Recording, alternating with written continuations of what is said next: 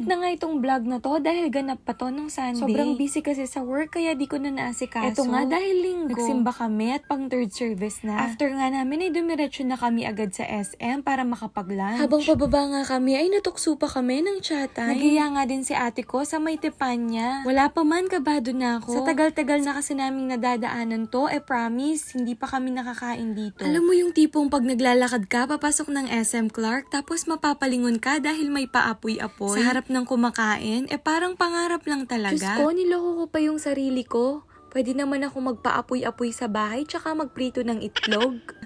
So, eto na nga.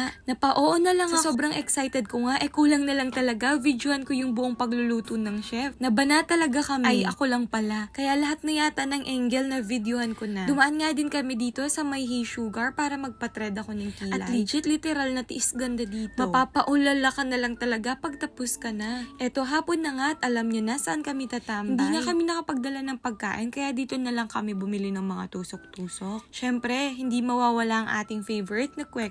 Pabalik na nga kami kay Via at napansin kong sobrang ganda ng ulam. Anyways, ayun lang. Bye!